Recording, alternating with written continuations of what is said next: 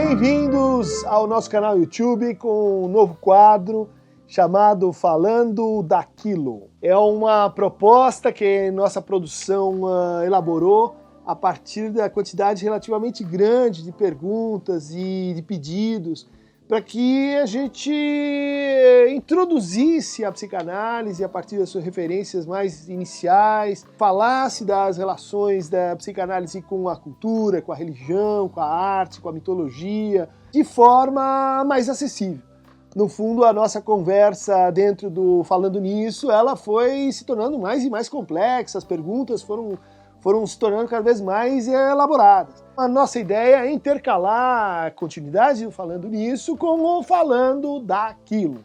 Ou seja, uma conversa mais ordenada, mais seriada sobre a origem da psicanálise, sobre os desenvolvimentos da psicanálise, sobre como se introduzir nesse discurso, nessa forma de pensar. E hoje, para inaugurar os nossos trabalhos, eu gostaria então de comentar o mito fundador da psicologia, se a gente pode dizer assim, o mito de Eros e Psique. A ideia é justamente começar do começo. É um mito grego, o mito é a forma simbólica de organização social nas comunidades originárias e que desde sempre a psicanálise pensou com o mito, a partir do mito. O mito é a expressão de questões que continuam vivas para nós ainda hoje em dia. Então esse mito ele foi escrito, foi compilado no século II d.C., por Lúcio Apuleio, e que no seu livro Metamorfoses nos conta o seguinte: havia uma cidade onde reinava um rei e tinha 3 filhas. A filha mais nova, a filha caçula, chamava-se justamente Psique, e era conhecida pela sua beleza e formosura. A tal ponto ela era bela que as 2 filhas mais velhas do rei se casaram, mas ela não conseguia se casar, porque os seus pretendentes ficavam tão fascinados, ficavam tão vidrados na sua imagem, que preferiam adorá-la a amá-la, preferiam venerá-la a se casar com ela.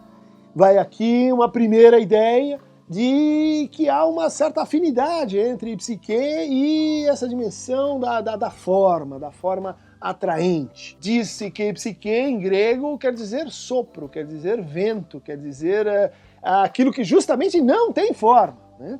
Mas Psique, com essa qualidade, ela atrai a ira de uma deusa, a ira de alguém que começa a ficar enciumada pelo fato dos humanos reverenciarem Psique em vez da verdadeira deusa da beleza, Afrodite. Essa rivalidade, segundo ponto, e um ponto que vai aparecer, por exemplo, no mito de Narciso também, né? Essa afinidade entre a imagem e a rivalidade, entre a imagem e a atenção concorrencial. Então Afrodite estabelece uma maldição para aquela cidade. Isso é típico, nós vamos ver no nosso programa sobre as tragédias, isso é típico do início das histórias míticas, né? Há um desequilíbrio, há um excesso, há um cruzamento de um métron, né? Que determina então o andamento dos conflitos, e que estabelece que Eros, esse filho de Afrodite,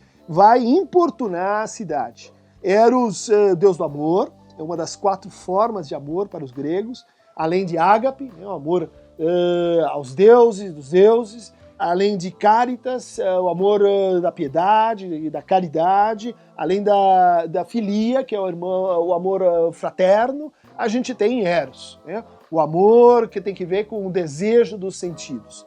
E Eros era tido como um deus corruptor da ordem pública, um menino alado que criava encrencas onde quer que ele fosse, um causador de confusão. Então a gente tem aí Eros, o deus do desejo, de um lado, que vai importunar Psique, a alma, a Psique, o sopro, Psique, a filha mais linda e mais nova do rei.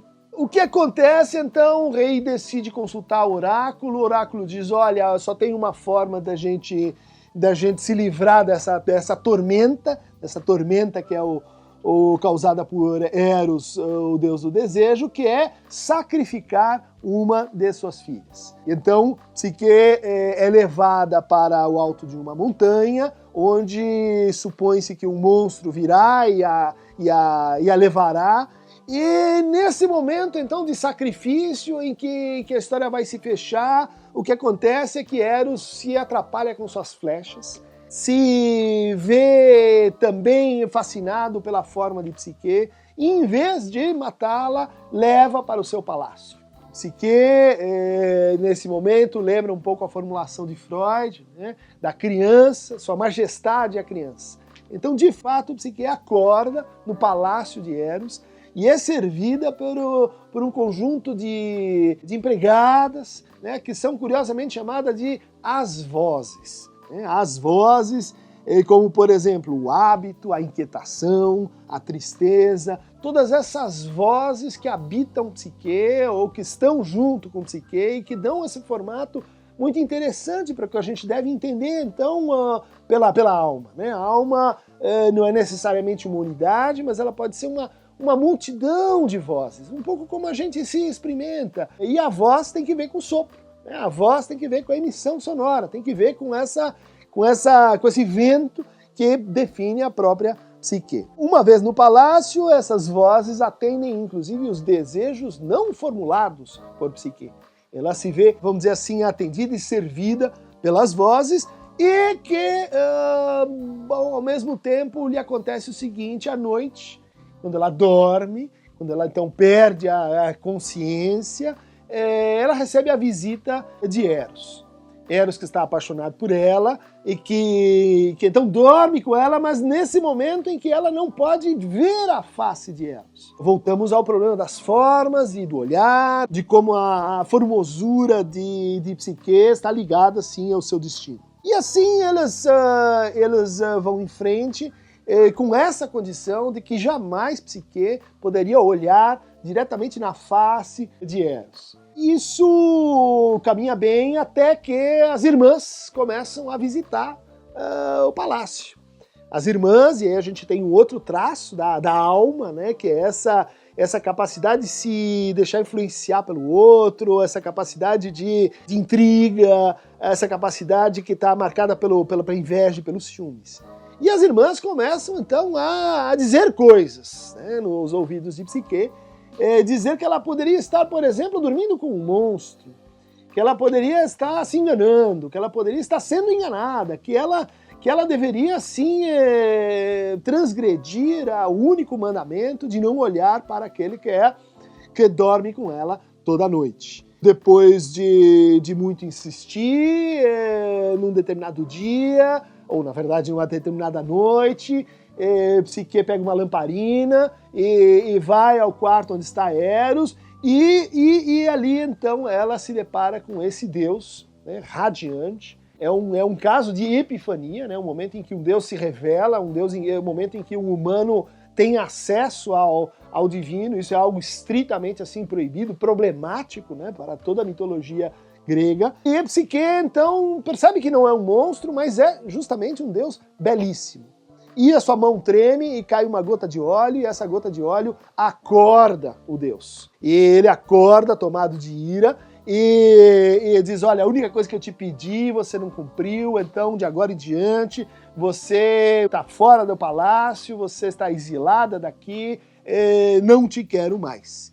E aí começa então a terceira fase da epopeia de Psique, que é a sua luta para reconquistar aquilo que ela tinha perdido. Esse é um movimento que vai ser muito importante, né, quando a gente vai ver os estudos sobre a alma humana. A gente vai encontrar recorrentemente esse movimento de alienação e de retorno a si, né, de esquecimento e de lembrança, de exílio e de reencontro. E estava lá, então, no mito de Psique, esses que seriam, então, os trabalhos que ela tem que cumprir para se reconciliar com o desejo.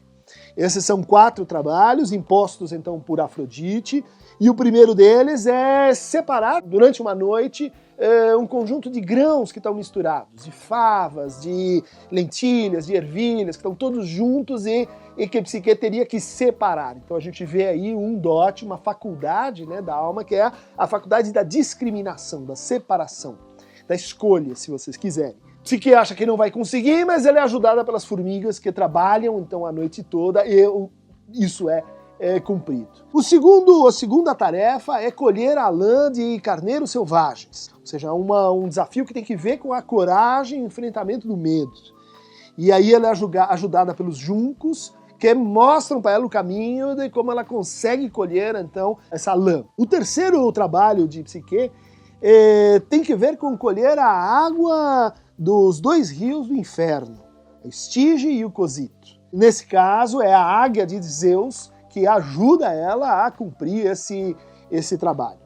O último trabalho de psique é o mais difícil porque implica em ir para o Hades, ir para o inferno, ter com Perséfone e trazer dentro de uma caixa um fragmento da beleza divina. Ela é aconselhada então pela Torre de Fogo e consegue trazer a caixa contendo esse fragmento da beleza divina, só que aí a gente tem o quê? Uma espécie de repetição, uma repetição do mesmo erro, uma repetição daquilo que já é sabido, uma repetição que tem uma dimensão meio trágica, porque ela decide abrir a caixa.